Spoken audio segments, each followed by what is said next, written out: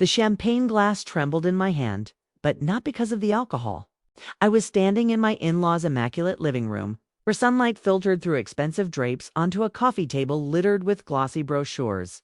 Patricia, my mother-in-law, clutched one like it was scripture. The deluxe suite has a balcony overlooking the Mediterranean. She gushed to her daughter Rebecca. Imagine the sunsets in Santorini. With the whole family, her voice had that syrupy excitement people use when they already know they're getting their way. My father-in-law George turned toward me with a smile I hated most, the one that always preceded something cruel wrapped in politeness. "Victoria," he said smoothly, "we need to talk about the cruise arrangements." I carefully set down my glass. 8 years of marriage to their son Daniel had taught me to brace for impact. What about them? I asked. Patricia picked up seamlessly like they'd rehearsed this moment. "Well, it's our 40th anniversary, such a milestone. And we've decided it should be family only." I nodded. "Of course.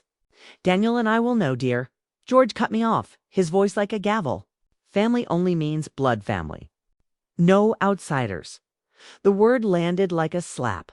Outsider. After 8 years. After 2 miscarriages they'd never even acknowledged. After spending every holiday in their home, cooking their meals while being treated like unpaid staff, I was still just that. An outsider. Rebecca didn't even look up from her manicure. "Don't be dramatic, Vic. It's not personal. You're just not really a Harrison." Just then, Daniel walked in from the kitchen, catching only her last words. "What's going on?"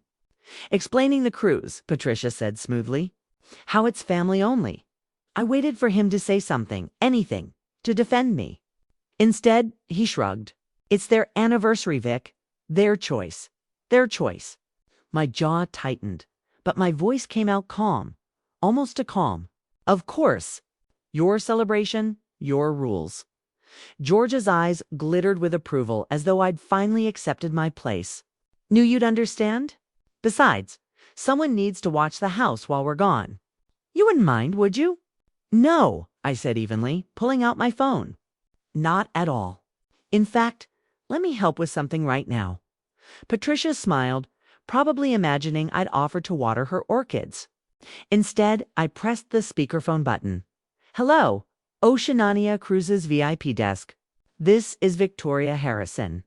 Account number 447,829. I need to discuss the Mediterranean. Dream booking for next month, the one with the $25,000 deposit." George's smile collapsed. "What are you doing?" I held up a finger. "Yes, that's the one. For 8 passengers. I'd like to cancel it, please." The silence in the room was suffocating, broken only by the customer service rep confirming the cancellation. That was our cruise.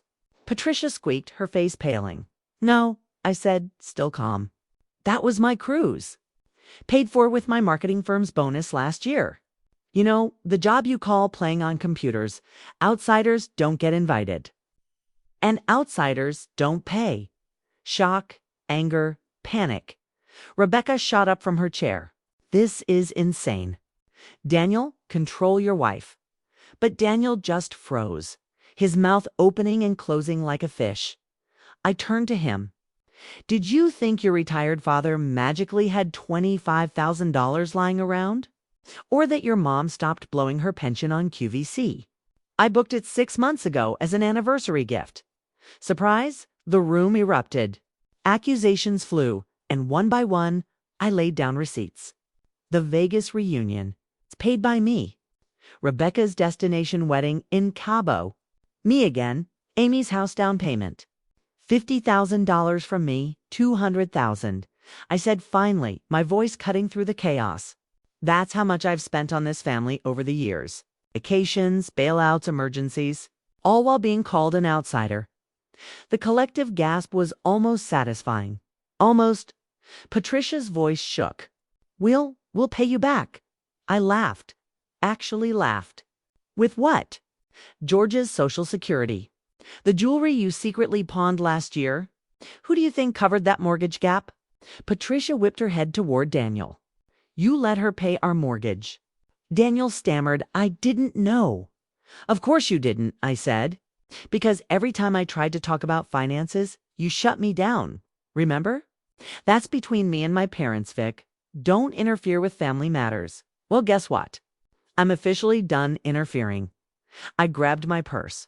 Your parents need a new anniversary plan. Not my problem. Rebecca needs money for her next scheme. Not my problem. Amy needs another bailout. Definitely not my problem. Promise? I shot back when George thundered that I'd never be welcome again. Because that sounds like the best gift you could give me. I walked out. My phone lit up like fireworks. Calls from Daniel, Patricia, Rebecca, even Amy 3 states away. The Harrison family newswire worked fast when the money tap shut off. But I ignored them all and made one call of my own. Margaret, it's Victoria. Remember that post-nuptial agreement we discussed? Yes. Full financial separation. And add a clause, no family gifts without both spouses' consent. By the time I reached the Ritz, my phone had 47 missed calls. I powered it down, checked into the honeymoon suite I'd booked months ago, and for the first time in years, felt free. Later that night, Daniel showed up at the hotel, looking wrecked. Vic, I'm so sorry. I had no idea which part. I asked that they treated me like dirt, or that I bankrolled their lifestyle. Both, he admitted. I thought their digs at you were just personality quirks. I never realized you were complicit, I cut in. Every time you stayed silent, you agreed with them. I wasn't family. I was just the ATM you married. He broke then, asking for counseling, a financial advisor, even therapy for himself. I've been blind, he said, but I want to change. I want us to be a team. I'll tell them if they can't respect you. They won't see us again. And for the first time, I believed him. That night, he called his parents on speaker. Victoria is my wife, my family. If you can't treat her with respect, you won't see either of us. The silence on the other end was deafening. Patricia screeched. George threatened. Daniel stood firm. It wasn't a fairy tale. Change never is. But it was a start. 3 months later, Daniel and I were on that Mediterranean cruise, a second honeymoon, just the two of us. For once, I wasn't paying to belong. I was exactly where I should be. And if you've stayed with me this far, ask yourself, if your family forced you to choose, who would you stand beside? It's the kind of question we explore again and again on Shattered Bonds. Because in the end, family isn't about blood. It's about loyalty, respect, and meaning it when you say, you belong. And if you want more stories that test the edges of loyalty and betrayal, don't forget to subscribe to Shattered Bonds, where every tale asks the same chilling question. When the mask slips, it's really on your side.